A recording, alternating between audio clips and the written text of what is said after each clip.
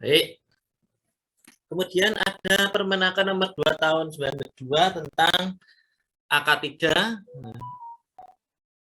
ahli kesehatan dan keselamatan kerja, dan Permenaker nomor 4 tahun 95 adalah PJK3 adalah perusahaan jasa kesehatan dan keselamatan kerja.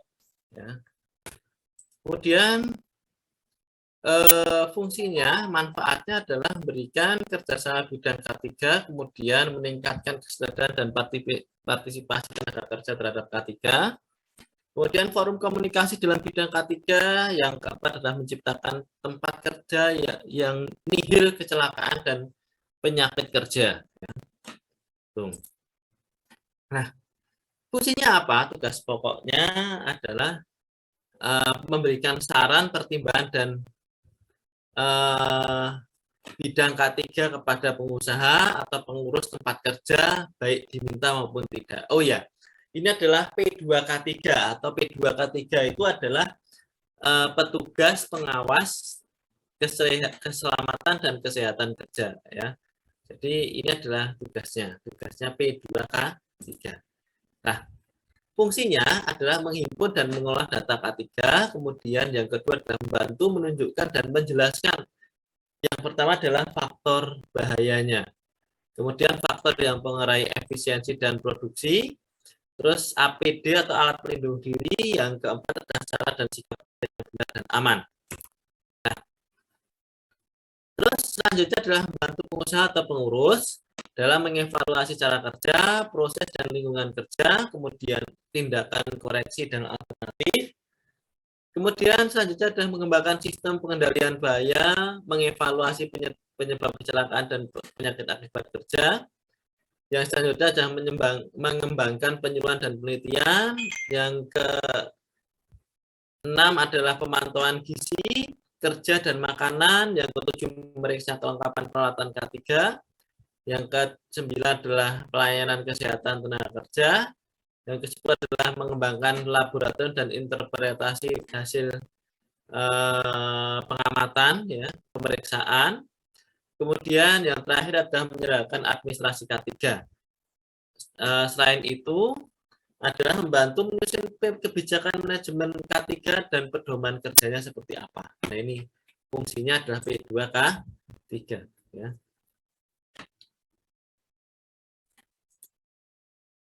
Nah, program kerjanya, ya, ini ya. Jadi program kerjanya adalah adanya safety meeting. Jadi kalau kita sebagai tenaga ahli ada safety briefing namanya, ya. Kemudian inventarisasi permasalahan K3, ya. Kemudian identifikasi dan inventarisasi sumber bahayanya. Kemudian penerapan norma K3. Yang kelima adalah inspeksi secara rutin dan teratur. Yang keenam adalah penyelidikan dan analisa kecelakaan. Yang ketujuh penyelidikan dan pelatihannya. Yang kedelapan adalah prosedur dan tata cara evakuasi. Selanjutnya adalah catatan dan data K3, kemudian laporan pertanggungjawaban maupun adanya penelitian apabila diperlukan. Nah, yang jelas menjadi outcome-nya di sini adalah rekomendasi K3, ya. Seperti apa? Kemudian membuat laporan. Nah, PJK3 itu seperti apa? Atau perusahaan jasa K3? Di mana untuk membantu menangani masalah K3, ya. Yang kedua adalah privatisasi K3, di mana dia menyediakan jasa tentang K3 sehingga K3 itu menjadi profesional.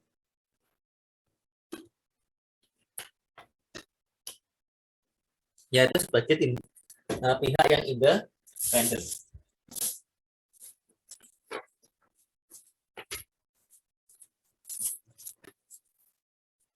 Kemudian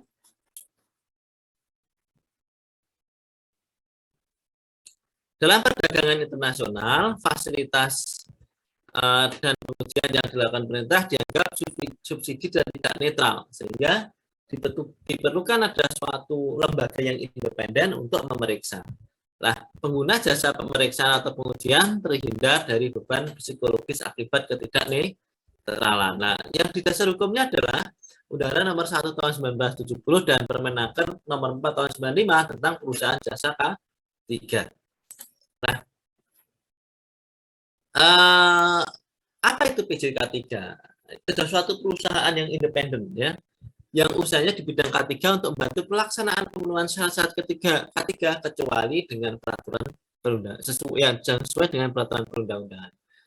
Yang tugasnya apa? Memeriksa dan menguji teknik ya, dan pemeriksaan dan pengujian kesehatan kerja. Jadi itu fungsi pokoknya.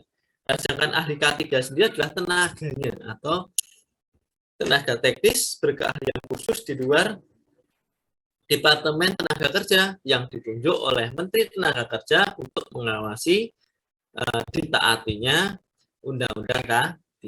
Jadi semua yang akan bekerja di bidang ini dia harus mempunyai sertifikasi K3.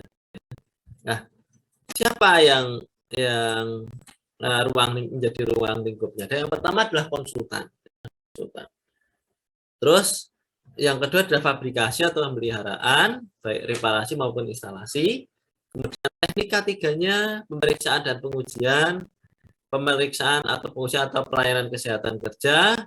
Kemudian ada audit K3 dan pembinaan K3 ya.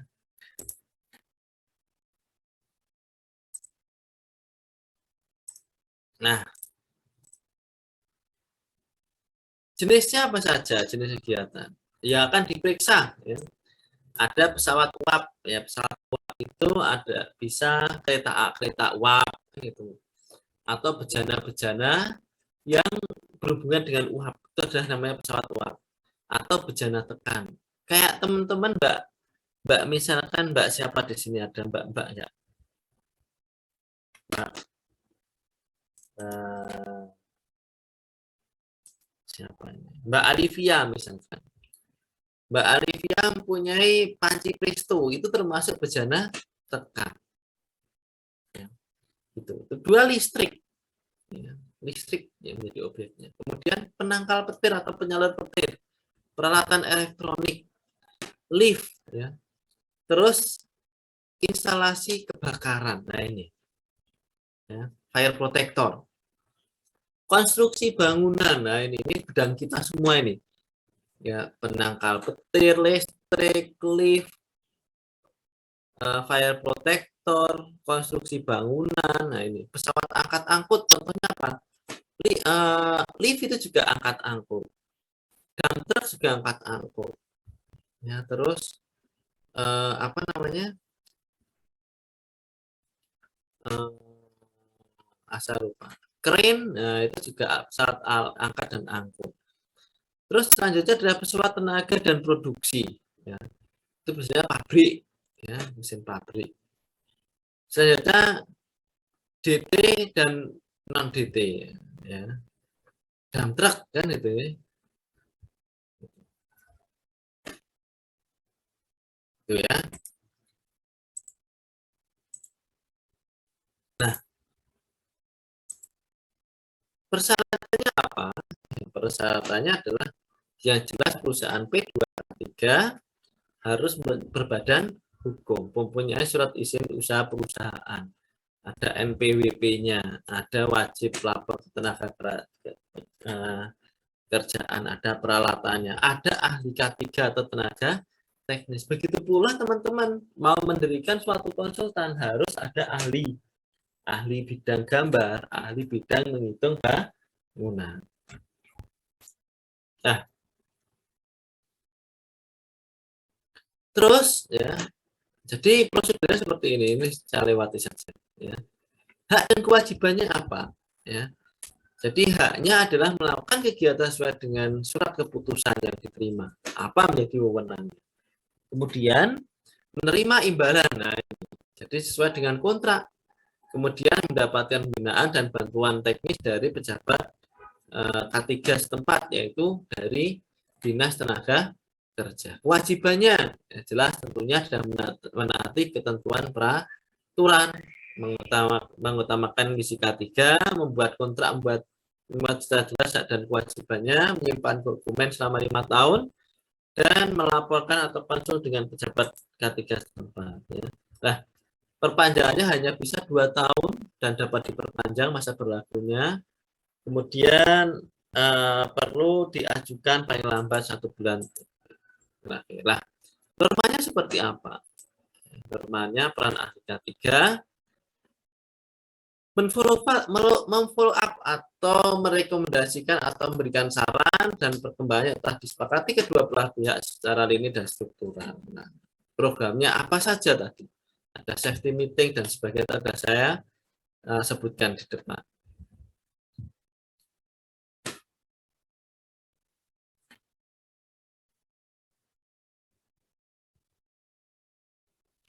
Ya. Nah,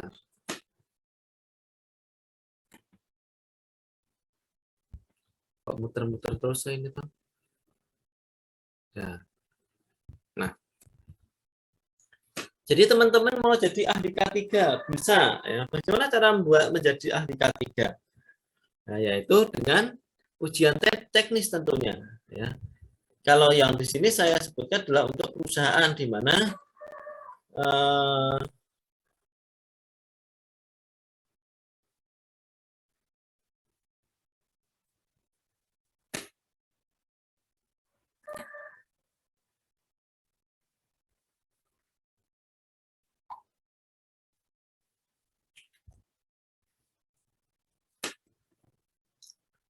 eh, jadi dia akan menjadi ahli atau penilai dari kepatuhan K3 atau memberikan saran dari K3 yang di luar dari Departemen Tenaga Kerja ya. Teman-teman di sini apakah saya bisa jadi ahli K3 Pak? Bisa. Di sini adalah yang saya sampaikan nanti kalau teknik sipil namanya ahli K3 konstruksi ya. Itu yang mengeluarkan dari sertifikasi K3. Cuma ada juga yang ahli K3 untuk perusahaan atau K3 umum yang mengeluarkan adalah perusahaan apa dari Kementerian Tenaga Kerja ya. Jadi teman-teman nanti akan kursus sekitar 5 sampai 6 hari ya. Kemudian baru kalau ujian lulus diterbitkan sertifikat ahli K3. Nah, terus yang kedua adalah pegawai pengawas. Biasanya pegawai pengawas ini adalah seorang pegawai negeri sipil atau pegawai dari Kementerian Tenaga Kerja atau dari Dinas Tenaga Kerja itu sendiri ya. Nah, terus direktur yaitu pejabat yang ditunjuk oleh Menaker untuk melaksanakan undang-undang keselamatan dan kesehatan kerja ya. Gitu. Nah, dasar hukumnya ini pasal 1 ayat 6 UU K3 nomor 1 tahun 1970, pasal 13, kemudian pasal 30 tahun 1930, pasal 3 Permenaker nomor 87, Menaker nomor 2 tahun 92 dan Permenaker nomor 4 tahun 95. Jadi produknya adalah lama-lama tentang K3 karena K3 sendiri muncul akibat adanya revolusi industri. Nah, ini itu ya. Jadi teman-teman nanti kalau supaya jadi ahli K3 dan buat undang-undang tertentu sendiri, silakan untuk bisa berkontribusi. Nah, bagaimana alurnya penunjukan ahli K3? Jadi saya sudah bercerita, teman-teman nanti bisa kursus sekolah ahli K3. Nanti kalau sudah lulus kemudian ditunjuk oleh Direktur Jenderal Pembinaan dan Pengawasan di Kemenaker ya. Kemudian ditunjuk sebagai ahli K3 nanti bisa bekerja di suatu perusahaan biasanya yang sangat menentukan sangat disukai bagi ahli K3 itu di perusahaan-perusahaan tambang ya. Banyak alumni kita yang bekerja di perusahaan seperti Pama Persada dan lain-lain di tambang di batu bara, dia sudah membekali diri sebagai ahli K3. Kemudian ada lagi di perusahaan jasa K3 itu sendiri ya. Itu. Nah, kapan dia itu minimal harus mempunyai ahli K3 jika tenaga kerjanya harus minimal lebih dari 100 orang. Jadi dia wajib mempunyai ahli K3. Jika kurang dari 100 orang boleh, tapi berkaitan dengan bahan, proses, alat, instalasi dengan dampak yang resikonya yang besar. Sampai di sini ada pertanyaan. Nanti saya mohon izin sampai jam 12 saja, nggih. Karena saya ada kegiatan. Ada pertanyaan sampai di sini? Belum? Nah, Belum, Pak. ahli K3 itu syaratnya apa? S1 dengan pengalaman minimal 2 tahun. Sarjana muda atau D3 dengan minimal 4 tahun. Ya, ini. Jadi seperti kita mengurus SKA. SKA itu minimal 2 tahun baru bisa mencari surat keahlian atau sertifikasi kompetensi keahlian. Kemudian sarjana muda atau D3 dengan pengalaman 4 tahun. Kalau untuk K3 ini, ahli K3 memang tidak boleh dari SMA atau SMK. Yang minimal sarjana muda atau D3. Terus kondisi sehat, kelakuan baik, bekerja penuh, dan lulus seleksi oleh tim penilai. Nah, pengalaman saya dulu untuk ahli K3 umum, saya kebetulan pernah sekolah ahli K3 umum itu lumayan besar, harganya itu 5,5 juta dulu ya, sekitar 4 tahun yang lalu. Terus mekanisme seperti apa? Membuat permohonan kepada Kemenaker, kemudian kursus ya, diuji oleh tim penilai, kemudian setelah lulus baru ke SK penunjukan dengan masa aktif 3 tahun ya, sertifikatnya keahlian itu kemudian bisa diperpanjang jika memenuhi syarat dan dapat dicabut jika melakukan pelanggaran. Sebentar, masih ada azan, saya berhenti sebentar.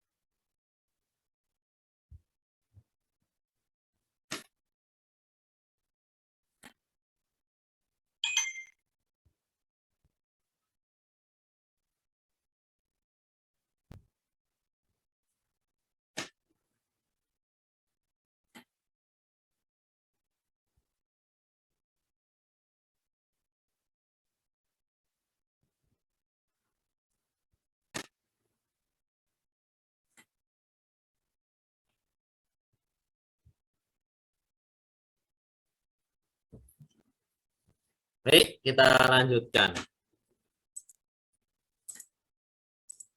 Nah, ini nggak usah ya nanti ya.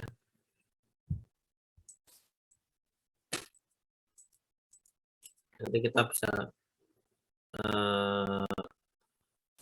membaca sendiri. Ya. Nah, kita belajar tentang pengawasan norma K3 ya. Terus bagian sistem manajemen perusahaan secara keseluruhan yang meliputi yang pertama adalah struktur organisasi, yang kedua adalah perencanaan, yang ketiga adalah tanggung jawab, terus pelaksanaan, prosedur, proses dan sumber daya yang dibutuhkan, di mana semuanya itu dibutuhkan bagi pengembangan, penerapan dan pencapaian pengkajian pemeliharaan kebijakan K3 ya. Jadi nanti dari unsur-unsur ini poinnya adalah mengawasi pengembangan ya, maupun penerapan dari keselamatan dan kesehatan kerja ya di suatu perusahaan. Ya. Fungsinya adalah memberikan keuntungan atau melindungi dari pekerja itu sendiri, ya, baik pekerja, stakeholder maupun perusahaan yang menggunakan K3 ya. Dalam rangka pengendalian risiko ya, berkaitan dengan kegiatan kerja ya. Ya, bahwa sedangkan pengelolaan K3 itu meliputi kedekatan sistem manajemen yang melibatkan seluruh aspek ya, baik manusianya maupun bahannya serta perlengkapannya ya. Kemudian fungsi manajemennya ya, bagaimana mengorganisasinya seperti apa, melaksanakan seperti apa, merencanakan seperti apa maupun mengontrolnya itu seperti apa. Ya, kedua, kegiatannya seperti apa? Preventif atau apa? Terus-menerus ya. Terus kuratif, rehabilitatif ya, maupun promotif ya, selalu mengingatkan. Terus mengupdate ya, dan sebagainya. Sehingga dapat mendorong peran aktif seluruh tingkatan manajemen sampai dengan tenaga kerja yang bekerja. Menjamin pemenuhan terhadap K3 ya dan peraturan perundangan yang sesuai dengan standar dan nasional maupun internasional. Ya. Menjamin proses peningkatan berkesinambungan serta terintegrasi dengan sistem perusahaan yang berlaku. Ya. Kenapa harus seperti ini? Memang kondisi K3 ini belum terlalu mendapat perhatian ya bagi pihak terutama manajemen ya. Karena manajemen sendiri kepengen mendapatkan banyak keuntungan tapi minim sadar terhadap K3 karena dianggap K3 itu mahal ya, peralatan mahal. Kemudian kecelakaan kerja itu masih relatif tinggi ya, kecelakaan kerja. Kecelakaan kerja itu tidak harus parah tapi kepleset saja itu termasuk kecelakaan kerja ya. Kalau perusahaan-perusahaan sekelas BUMN terjadi kecelakaan kerja akan ditanggung ya.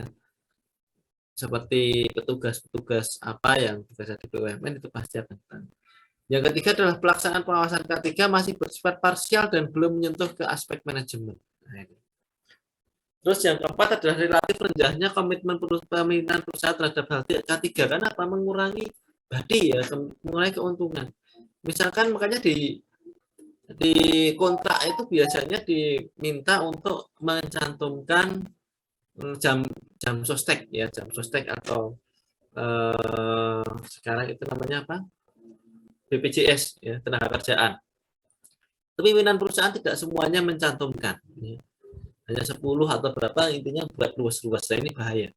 Kualitas tenaga kerja yang berkorelasi dengan kesadaran atas K3 itu masih kurang. Yang keenam ada tuntutan global ya terhadap perlindungan tenaga kerja dan hak buruh. Ya. Yang ketujuh adalah desakan LSM internasional dalam hak tenaga kerja untuk mendapatkan perlindungan yang layak. Ya. Dasar hukumnya ini ya, terus nanti bisa dibaca ya. Nah, tadi saya sampaikan perusahaan dengan kriteria minimal 100 orang wajib mempunyai ahli K3 ya.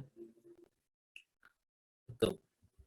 Kalau yang kurang dari 100 orang maka diwajibkan jika perusahaan itu mengandung potensi bahaya yang dapat mengakibatkan kecelakaan kerja, baik peledakan, kebakaran, pencemaran, dan penyakit akibat kerja. Misalkan pengusaha gas ya ini. Itu ya. Kalau pangkalan gas gimana? Wallahu alam, saya nggak berani bercerita. Ya, itu bisa dibaca sendiri ya, manfaat dan sebagainya. Maksud K3 nanti baca sendiri ya. Nanti mohon besok dikumpulkan ya minggu depan tugasnya. Sampai di sini ada pertanyaan. Saya mohon izin ya jam 12 saya akhiri. Ini sudah jam 12. Ini saya kirimkan ke WA.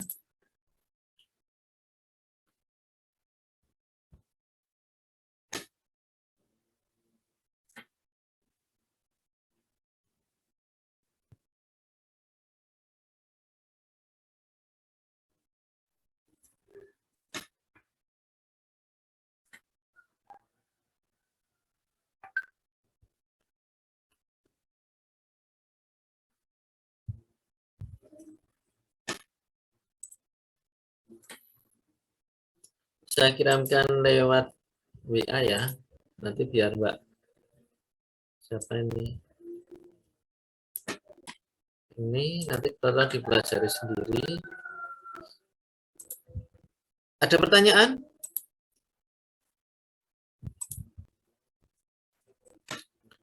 Halo? Halo? Halo? Pak. Buka dulu. Ada Pak. Kameranya. Ada Pak. Ngantuk kabeh wis. Oke lah, enggak apa-apa. Oke. Kalau udah ngantuk saya udah halo enggak. Oke. Baik. Sudah saya kirimkan materinya ya via tadi siapa yang Mbak Arifia kelihatannya ya. Iya Pak. Sudah saya kirimkan, mohon dipelajari sendiri. Saya mohon izin ya jam 12 untuk mundur diri dari kelas ya. Sekali lagi mohon maaf ya, sehat selalu, selamat beristirahat, selamat makan siang ya. Kurang lebihnya saya mohon maaf. Kita tutup dengan bacaan hamdalah bersama-sama. Alhamdulillahirabbil alamin. Wassalamualaikum warahmatullahi wabarakatuh. Waalaikumsalam warahmatullahi wabarakatuh. Terima kasih Pak.